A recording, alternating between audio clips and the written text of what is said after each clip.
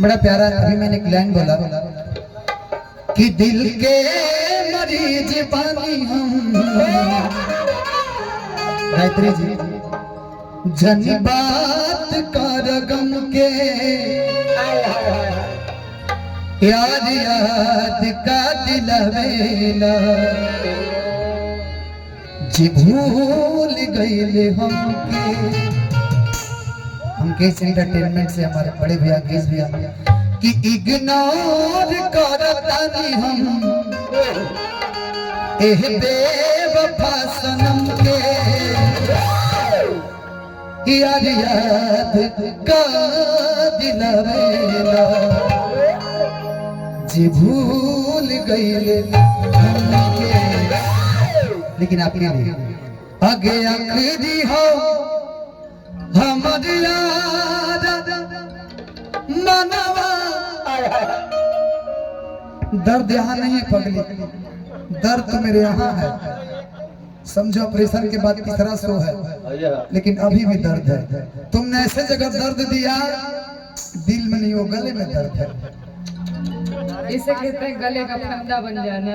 गला का तो फंदा बनी गई कि आगे आखिरी हो हमारी याद मनवा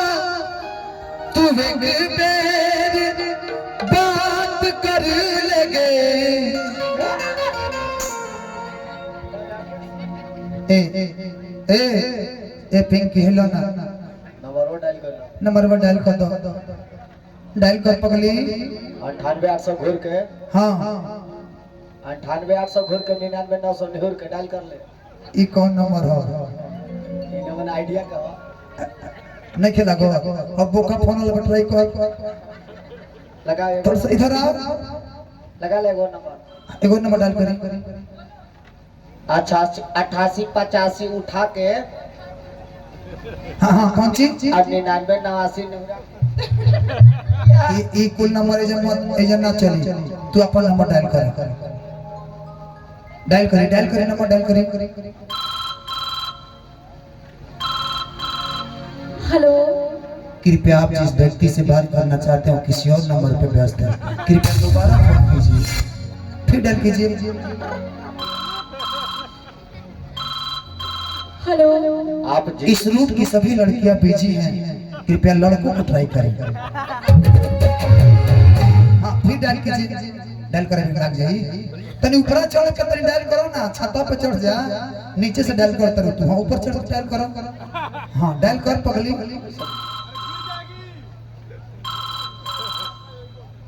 आप जिस उपभोक्ता को भोगना चाहते हैं अभी आपको भोगने के लिए तैयार नहीं है। लास्ट बार फोन लगाओ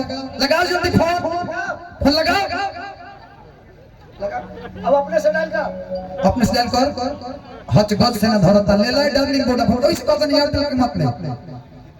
कि ले ला करे जा बोडा फोन हच गच से ना धरता हां लगा डायल कर पकड़ डायल कर। हेलो के बोलता राजा जी? हाँ बोल राजा जी ना हम दादाजी हम तो रजाऊ बोलता नहीं बोलना गोड़ छू के गोड़ लागता नहीं हमार कुछ छू के गोड़ लग लेकिन ठीक से गोड़ लाग ए राजा जी का हो सब दिन तो तारा बहरे रहे के बाद सहारा चलता घरे ना आईबा घरे अच्छा रुक लागता कि हमरा पैसेंजर ना मिली सुपर फास्ट ना मिली तब मालगाड़ियों धोके आ जाए लेकिन आ जाता नहीं। लेकिन जी बताओ ते घरे कहां बीजेपी थाट दरस थाने देखी ना ई लागता कहीं और बीजेपी जा चली ना भीतरिया बताओ तनी आप बहरी बानी भीतर जाएं भीतरी कहां जाए। अच्छा हंसी मजाक तो चलता रहेगा लेकिन इसको सीरियस मत लीजिएगा। लड़कियां फोन के लिए भी लड़का कहता हेलो ए सुनो ना ए गायत्री तू पिंकी के सहेली बड़ुए खाली बात करा था ना ये खाली बस बात करा था कहे कि हम ये बड़ा ऐसा स्थिति में बानी हम भर्ती जाना हॉस्पिटल में बानी एक खाली हमरा के मिलवा दो मिलवाई बो कोशिश कर सके ना ये खाली बात करा था तो गली आगे आखिरी हो हमारी याद मनवा तू एक बेर बात कर लगे कि आगे सोना यादवा हो भरती है रांची में आके मुलाकात कर लगे आगे आखिरी हो हमारे रमना तू एक बेर बात कर लगे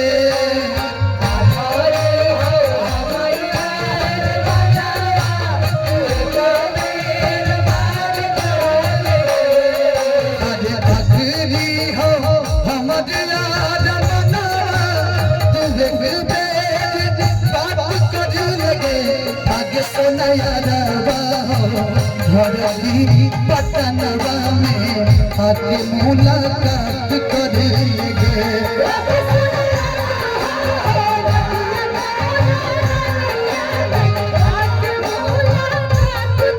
आगे सोना यादवा भरती पटनवा में आके मुलाकात कर लगे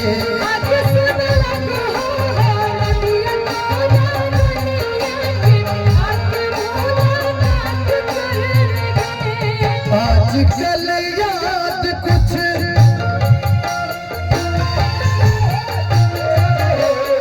एक बस आपके याद आने के बाद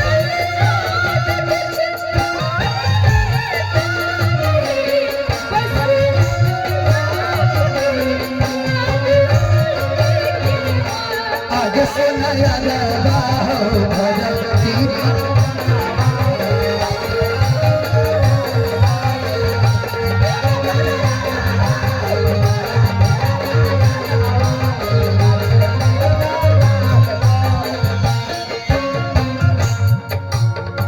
घड़ी पनिया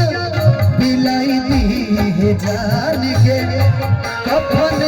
ओढ़ाई दी है छूटता जब प्राण के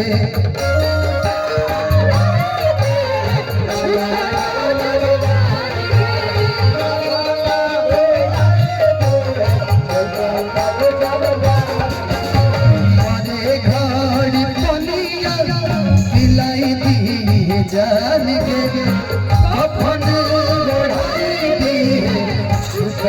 जब प्राण के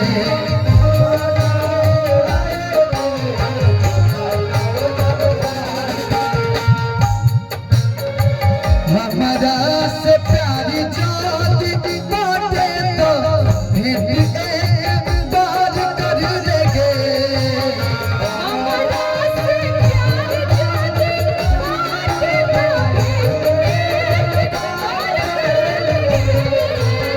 मुन्ना भैया की तरफ से हजारों हजार रुपए का पुरस्कार। गोपाल भैया मैं चाहता हूँ कि थोड़ा सा आप इधर आ जाइए, ये आपका फरमाइश है। जान जान जई तू हो पहचान जई तू हो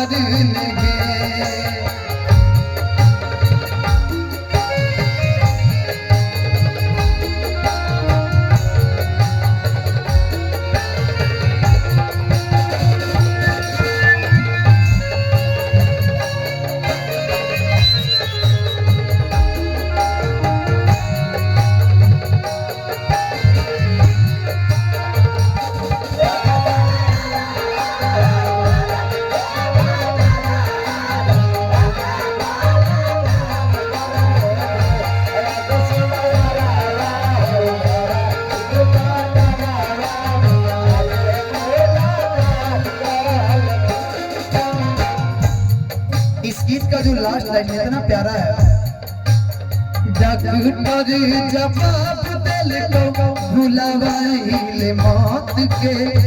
देख के चेहरा जाने चल जाइए लौट के